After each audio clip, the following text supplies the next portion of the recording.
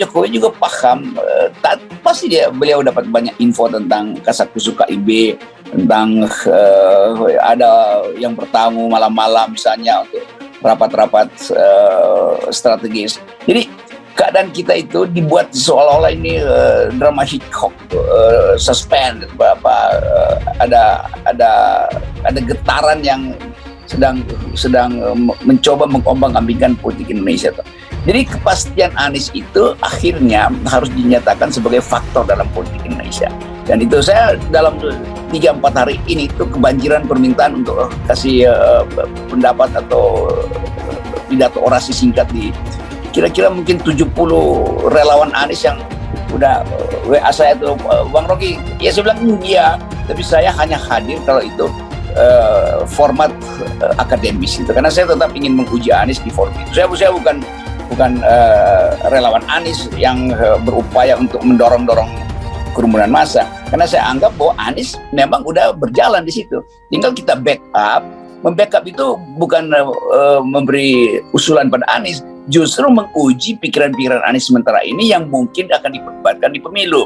Nah, itu fungsi kita tuh. Demikian juga jurnalis kan, banyak orang menganggap kalau kita kasih semacam pikiran yang kan seringkali saya bikin kalimat kecil yang orang bilang, oh itu Pak Rocky jadi lawan Anies. Enggak, kita mau supaya pertandingan politik fair.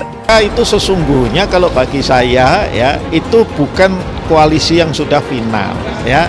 Kenapa kok tidak kita katakan sebagai koalisi yang final? Ya karena mungkin bertambah anggotanya, mungkin juga berkurang ya, berubah gitu loh.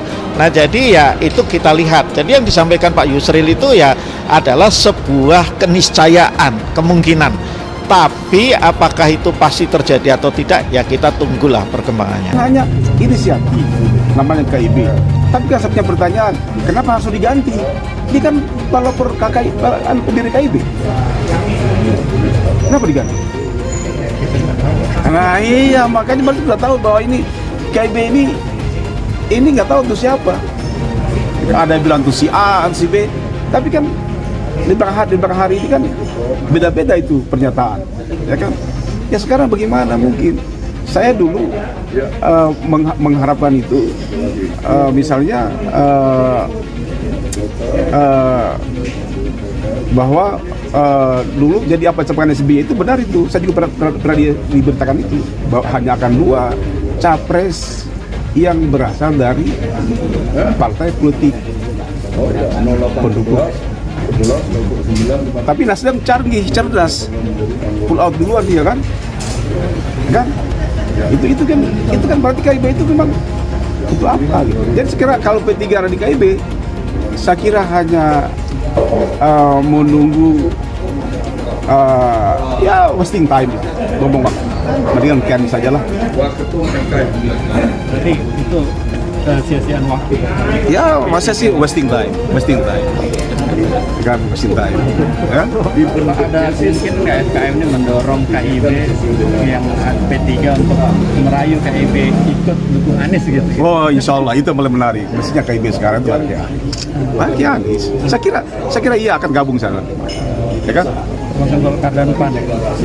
Ya karena menurut saya PAN itu kan tidak mungkin jauh-jauh dari Muhammadiyah ya. Tahu sendiri kemarin Anies deklarasi Muhammadiyah, yang gabung Muhammadiyah. Membujuk P3 untuk gabung sama Anies. Tapi sekarang tadi kalau mereka tetap memaksakan diri di KIB, ya tidak mendukung Anies, kan ada lapisannya, kita lapisan. Ya kan?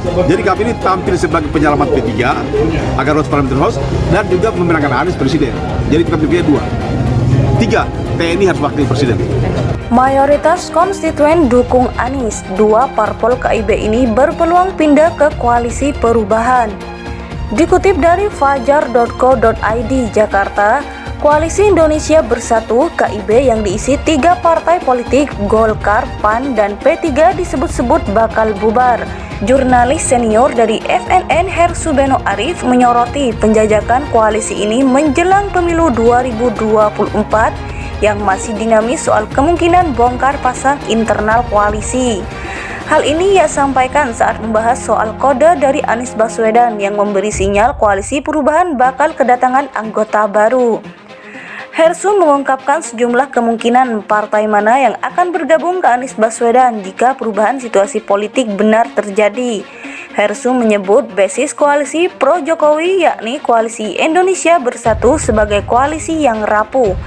Koalisi ini sangat rapuh dan tampaknya tinggal tunggu waktu untuk bubar, jelas Hersu melalui kanal YouTube Hersu Beno Point dikutip Minggu 19 Maret 2023. Kondisi rawan bubar ini menurut Hersu akan membuat anggota koalisi mencari alternatif lain agar bisa ambil bagian di Pilpres 2024. Hersu menyebut Partai Persatuan Pembangunan P3 dan Partai Amanat Nasional PAN berpeluang bergabung ke Anies karena konstituen mereka mayoritas mendukung Anies.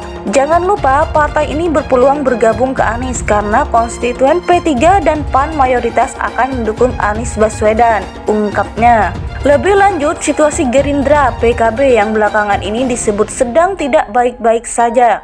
Seiring manuver Gerindra menikmati perjodohan Prabowo Ganjar, serta penegasan bahwa Ketum PKB Muhaimin Iskandar Caimin tidak mutlak jadi cawapres Prabowo. Menurut Hersu, situasi seperti itu juga bisa jadi indikasi PKB merapat ke Anies. Dari PKB jelas yang ingin dipasangkan itu Caimin. Itu bahkan sudah diputuskan dalam Ijtima Ulama PKB yang telah memberi deadline ke Prabowo sebelum Ramadan nama Caimin harus diumumkan, ungkapnya. Hampir pasti koalisi kedua parpol itu bakal bubar, tambahnya.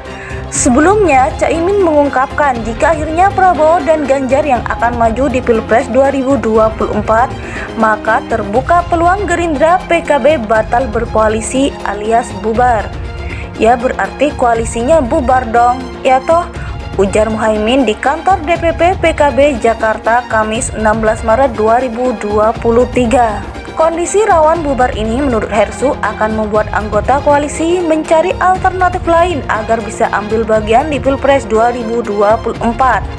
Hersu menyebut Partai Persatuan Pembangunan P3 dan Partai Amanat Nasional PAN berpeluang bergabung ke Anies karena konstituen mereka mayoritas mendukung Anies. Jangan lupa partai ini berpeluang bergabung ke Anies karena konstituen P3 dan PAN mayoritas akan mendukung Anies Baswedan, ungkapnya.